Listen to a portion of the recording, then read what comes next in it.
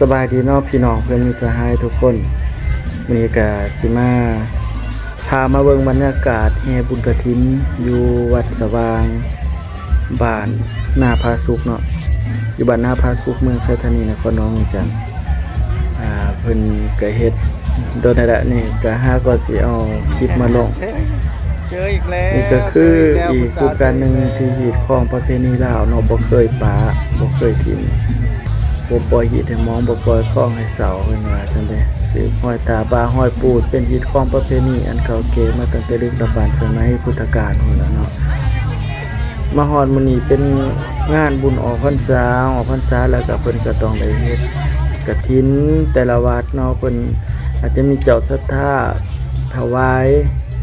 กองกฐินมหากฐินนั่นแหละหรือสิเป็นกฐินสามัคคีถ้าบ่ได้เฮ็ดกฐินก็เพิ่นก็สิเฮ็ดผ้าป่าก็ได้เนาะแต่ว่ากฐินสามัคคีก็คือชาวบ้านเบิดทุกคนหรือว่าบ้านใกล้ชิดมิตรใกล้เคียงผู้ใดก็ได้เนาะที่เป็นชาวพุทธศาสนิกชนที่เป็นพุทธศาสนิกชนทั้งหลายได้ก็มาถวายปัจจัยมาถวายเครื่องสัญญธาตุหรือสิมาเฮ็ดอาหารโรงทานนี่คืออยู่หั่นเพิ่นมาตั้งโรงทานเนาะมาถวายนำถวายข้าวจีถวายอาหารการกินต่างๆเป็นเฟืองข้าวเปียกบ่สิอาหารหวานข้าวต่างๆให้แก่ครูบาอาจารย์และก็เพื่อนมิตรสหายนำกันเบิดทุกคนผู้ที่มาร่วมบุญมาอุปโมทนาเนาะสร้างบุญสร้างกุศลนำกันมื้อนี้ก็เป็นฤกษ์งามยามดีนะเนาะเพิ่นจึงได้จัดขึ้นเป็นกฐินสามัคคีเนาะของชาวบ้านนาพาสุกเมืองไชยธานีเฮาเองนี่ข้าพเจ้าก็สิพาไปเบิ่งบรรยากาศที่เพิ่นกำลังแห่เพิ่นก็สิบ่ได้เว้าหยังหลายเนาะก็สิเบิ่งคน เบิ่งเพิ่นเฮ็ดจังได๋หั่นน่ะเนาะก็สิเปิดเพลงแล้วก็ฟ้อนไปม่วนว่าซั่นซะมาเอาบุญก็คือมามวนต้องม่วนเนาะจิตใจต้องเบิกบานแจ่มใสหั่นน่ะปล่อยวางทุกสิ่งทุกอย่างปล่อยวางทุกสิ่งแล้วก็ทำใจให้บางเบาเป็นเฮ็ดให้มีความสุขว่าซั่นซะ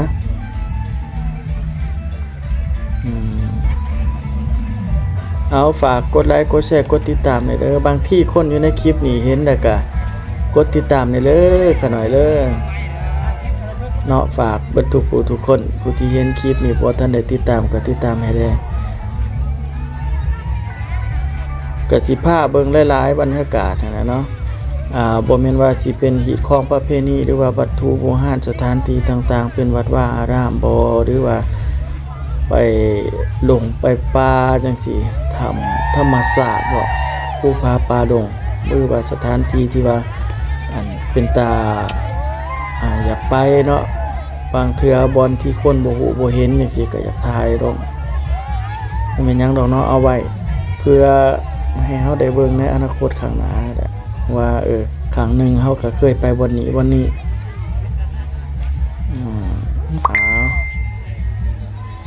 บิ่งบรรยากาศไปนำกันเนาะพี่น้องเนาะ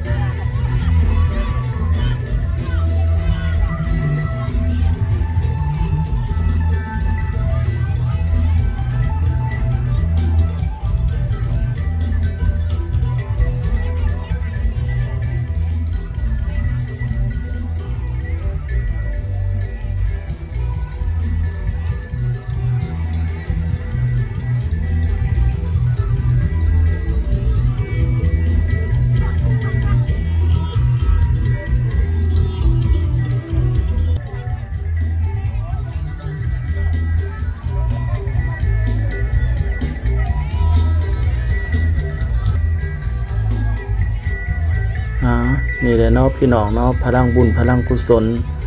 คนลาวชาวพุทธเฮาอยู่ไสก็มีน้ำใจอบเอื้ออารีแบ่งปันซึ่งกันและกันนั่นแหละแล้วก็คันว่าเว้าเรื่องเฮ็ดบุญนี่ก็มีความสมานสามัคคีหลายอีดียุคปัจจุบันเนี่ยเนาะบ่ว่ายุคนี้ยุคไหลเนาะแต่ตั้งแต่ได้ๆมาคันว่าเฮ็ดบุญแล้วก็พร้อมเพรียงเฮียงหน้ากันเบิดทุกครอบครัวนั่นแหละเกือบว่าเบิดทุกคนเนาะภายในบ้านอันนี้คือโดยเฉพาะแม่นอยู่แถวเขตซ่านเมืองเนาะหรือว่าเขตชนบทจังซี่คันแม่นว่ามีบุญมีงานได้บ่ว่าสิเป็นผู้เฒ่าผู้แก่ผู้หนุ่มผู้สาวเด็กๆเด็กน้อยสิก็สิมีเห็นเกือบทุกคนเนาะเกือบทุกบ้านทุกหลังคาเรือนนั่นแหละได้มาดินมามวนอยู่วัดว่ามาร่วมในเทศกาลว่าซั่นซะคือนี่ก็โอ้ยดีใจหลายแล้วพี่น้องป้องปายเพิ่นมาแต่บ่อนอื่นบ่อนไกลแน่แขกทางไกลไทยต่างบ้านก็มาร่วมเฮ็ดบุญเฮ็ดทานเนาะมาทานน้ำทานเป็นเฟอข้าวเปียกจังซี่อาหารการกินสิเป็นนั่นหยังต่างๆนั่นแหละเนาะเป็นข้าวปุ้นบ่อาหารที่ว่ามาตอนสำหรับพ่อแม่พี่น้องมาเฮ็ดบุญแล้วก็ให้ต้องอิ่มบุญอิ่มท้องไปนำกันนั่นแหละกับบ้านกับเพื่อนก็มีแนวเมื่อต่อลูกตอนหลานอยู่เพื่อน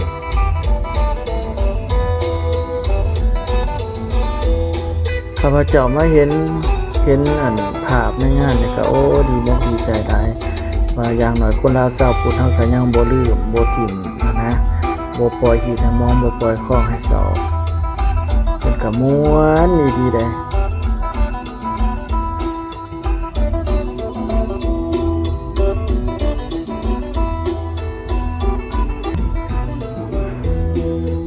เอาเฮ็ดพ่อใหญ่เฮ็ด จัดหนักเนาะเอาอยู่ในคลิปนี้ก็บ่มีหยังหลายเนาะเบิ่งบรรยากาศเพิ่นแห่บุญกฐินนั่นแหละเพิ่นแห่เนี่ยเพิ่นก็สิแห่อ้อมศาลาองค์ธรรมแล้วก็อ้อม3รอบเนาะอ้อม3รอบแล้วก็ขึ้นไปถวายเอาไปถวายแก่พระสงฆ์อยู่ในหั่นหลังจากนั้นก็รับพรเนาะรับพรครูบาอาจารย์มันก็อาจจะสั่นเขาต่อบ่เดี๋ยวแต่เสร็จพิธีแล้วก็เป็นนั้นว่าออกต้นญาติโยมก็มากินข้าวเช้ามีแห้งนั่งอยู่ตามพามเพิ่นให้เฮ็ดโรงทานไว้เนาะอยู่ข้างหน้าแล้วก็ไผมีอยากกลับบ้านกลับเพื่อนก็กลับผู้ใดบ่กลับก็อยู่ท่าล้างถ้วยล้างวงอนามัยซอยเพิ่นเอาอยู่ในคลิปนี่ก็สิบ่หลายเนาะพี่น้องเนาะสิประมาณอยู่10ปลายนาที13นาทีกว่าๆแต่ว่าข้าพเจ้าก็สิเว้าซ้ำนี่แหละเนาะเว้าบ่มีหยังหลายบ่มีหยังหลายให้เว้าว่าซั่นซะบ่มีหยังหลายสิเว้าก็มีแต่เบิ่งภาพไปนำกันนะครับบรรยากาศการแห่บุญกฐินอยู่บ้านนาพระสุขม่วนหลายแต่ละปีเนาะทุกๆปีนี่เพิ่นก็สิเฮ็ดจังซี่ตลอดบ่ว่าอยู่วัดใดอยู่ในเมืองหรือชนบทก็เฮ็ดคือกันเนาะบุญกฐินก็ถือว่าเป็นบุญหนึ่งจัดอยู่ในหีด12ว่าซั่นใน12เดือนก็ต้องมีบุญแต่ละเดือนเนาะมีบุญประจำเดือนโอเคผู้ใดที่ได้เบิ่งคลิปนี้ก็ขอให้เป็นบุญเป็นกุศลเนาะมีความสุขความเจริญบานในจิตในใจนั่นแหละโลคาพยาธิความเจ็บความปวดความทุกข์ความโศกอีหยังต่างๆก็อย่าได้มีเนาะอย่าได้เกิดขึ้นแก่ทานทั้งหลายทั้งปวงก็ขอจงมีแต่โศกแต่ไสเนาะโชคลาภเงินคำได้นองเงินทองไหลมาสู่ออกตนญาติโยมหรือว่าสู่FC ทั้งหลายผู้ที่เบิ่งผู้ที่เห็นวิดีโอนี่หรือว่าแชร์ไปให้คนอื่นเบิ่งเห็นนำก็ได้นะก็ขอให้ลำรวยๆอันเด้อเจริญยิ่งขึ้นไปความเจ็บอย่าได้ความไข้อย่ามีอยู่ดีมีแห้งเด้อทุกคนแล้วก็ รวมทั้งข้าพเจ้าเองก็ได้เนาะก็ให้อยู่รอดปลอดภัยเป็นโฮมโพมใส่ให้ลูกให้หลานเด้อสำหรับผู้เฒ่าผู้แก่สำหรับน้องหนุ่มยิ่งชายทั้งหลายหรือว่าพ่อลุงแม่ป้าอาทั้งหลายก็ขอให้อยู่ไปดนๆนานๆเนาะมีอายุ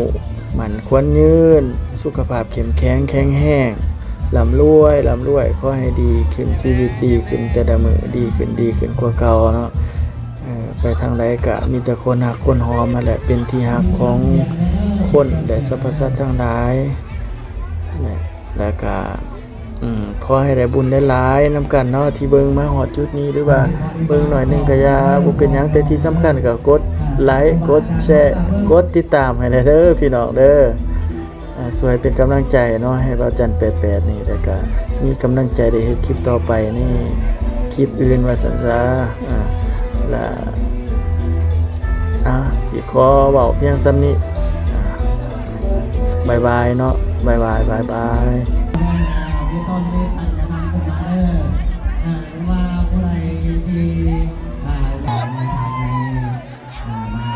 สวดมนต์มีโยมลูกศิษย์ลูกทั้งคนแม่โยมเนาะคนสา นี่ผู้สาวมาฝากเกิบแล้ว แม่ออกอุดาวลุ่งเจริญบ้าน1 ล้านมอธนาต่อยอดเท่าไหร่ครับ200,000กีบสาธุต่อมาไม่ออกดำ50,000กีบไม่ออกน้อย50,000กีบเอาต่อมากับนี้ไม่ออกมาไล่ที่บ้าน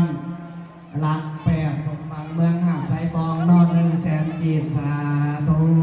เอาต่อมากับนี้ไม่ออกแม่โต๊ะภูบ้านบ่อเล็กรัก36 100,000กีบต่อมากันไม่ออกตุ้ยบ้านสมสวัสดิ์100 บาทมาแมวน้อยสาธุบุญคำนำโซ่ต่อมากันนี้ไม่ออกตู้เค้กเนาะเค้กที่เหลือไม่ออกตู้เค้ก100,000กีบสาธุต่อมากันนี้ไม่ออก36ไม่ออกตู้ไม่ออกจอยเนาะ200,000กีบสาธุผลกรรมนำโซโยตีมีสุขนี้ความสุขความเจริญต่อมากันนี้ไม่ออกบ้านนาคุณ400,000กีบสาธุผลกรรมนำโซโยตีมีสุขนี้ความสุขความเจริญต่อ